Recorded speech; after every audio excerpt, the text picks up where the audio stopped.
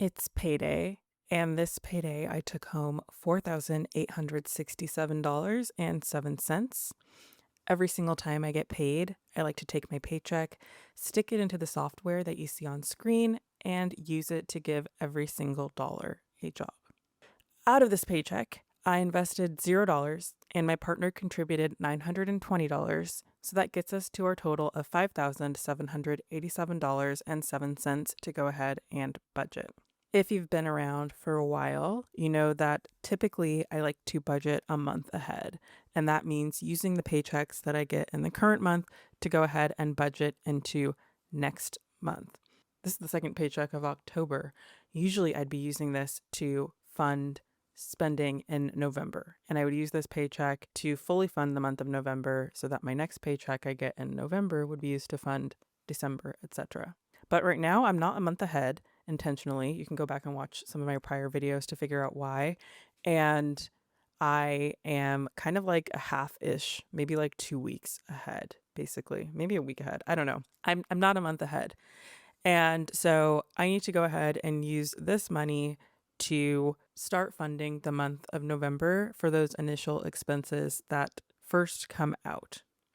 However, we are in October and we've already been pretty heavily spending through this month. As you can see in household goods, I like to assign $800 and try to stick to that, which is close to our average spent for the year. Every single month we spent on average $793. But this month we've already spent $926. We have $10 in there. I don't know if that's going to be enough to get us through the remaining days. Same with groceries, which I had moved money around from, and with meals at work. So I might need to make some adjustments to some targets and to some of the money that we have available in October to make sure that we don't have to keep shuffling money from November, which I had to do with the last paycheck.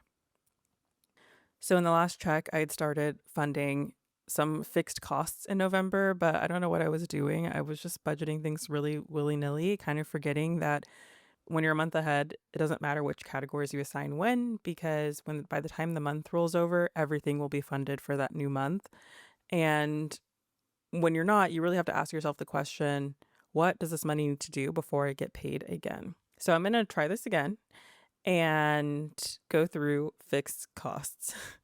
Okay, so I think in the last video, I was like, I don't want to assign money to rent because it just eats up such a massive amount of our biweekly paychecks. But rent is due on the 1st. So this paycheck needs to cover rent for November. And our rent is $3,475 every single month.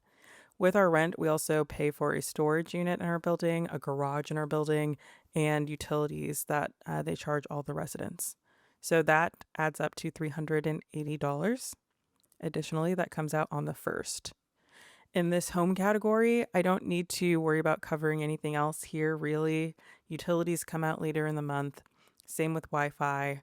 Our renter's insurance is a sinking fund that we pay once a year. So I just like to contribute to this throughout the year so that when it's due, it's ready, but I don't need to rush to fill this. We do get our apartment cleaned twice a month, but based on the timing in November, this will be after I'm paid in November, so I don't necessarily need to cover that now. The only thing I can think of here is household goods, where I may need to set aside some money just at the start of the month to get us through. Food and drink, I guess, we do need to eat, so I do need to start covering some of that. When it comes to meal kits, we like to set aside $125 each week. We really only need 1 week's worth of meals to be covered, so I might just set aside $125 for now and come back to that when we get paid again. Groceries, I like to set aside $300. I think I'll just start with $150 for now, maybe $100 for now.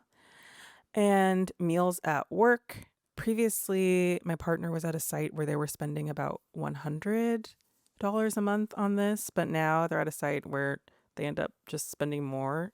So I adjusted this back up to a $200 target, and I'm going to fill that up. No, I'll fill up half for now in November.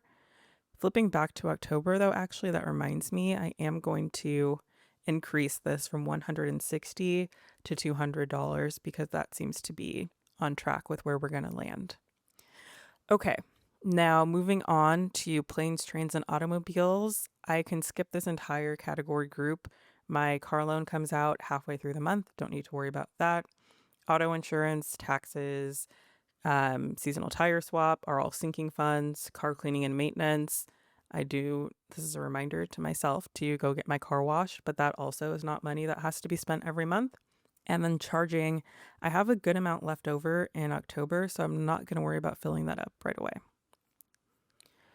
Personal care is a category that I do run through. I spend the whole amount every single month, if not a little bit more. So I am going to set aside $75. I already know I need to go get a hair mask, and so that will be ready to go. In active services, we do have a few that come out at the very start of the month. So I pay my parents on the first of every month for my portion of the family plan, and that's $60. I also pay $27 for Netflix, $11 a month for premium connectivity, which is my car's data plan, $4 for Prime Video with no ads, and $14 for Paramount Plus. And then the rest of these we do not need to worry about at all right now.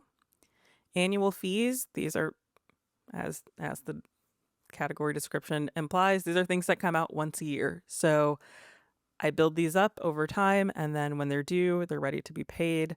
I don't need to worry about using this paycheck to cover any of these. I already filled up my category for my 2024 income taxes. I need to pay the IRS $300 a month, and that was done in the prior video. I think I had assigned money to my student loan in the prior video as well, but I have moved that out since then. I was able, because I'm on the save plan and I don't actually have any payments due until 2028, I can kind of set my own due date for monthly payments. And so I just moved this for November until after I'm paid again in November. I won't worry about that one either. When it comes to savings goals, these are funds that we contribute to. You can think of them as sinking funds. We contribute to these throughout the year, and they're spent on an annual or as needed basis. So not going to touch any of these with this paycheck either. But I will fund some guilt-free spending. I noticed with our restaurant spending, our average tends to be about $1,400. Previously, I had this target set at $900, and that was annoying because I would then shuffle money from other categories to fill that up. You can see already in October, we're right around that $1,400 a month. I did up this target, and I think I'm going to try to stick with that. But I will give us some money for the first week of November to make sure that we have what we need there. And then coffee, I think I will fill that up as well so we can restock anything that we need. I'm not going to worry about fitness or Pilates right now. I still have some classes in my Pilates class pack. Plus, I signed up for a gym this month, and I don't know exactly how much it's going to be every single month. And so I will wait until they charge me.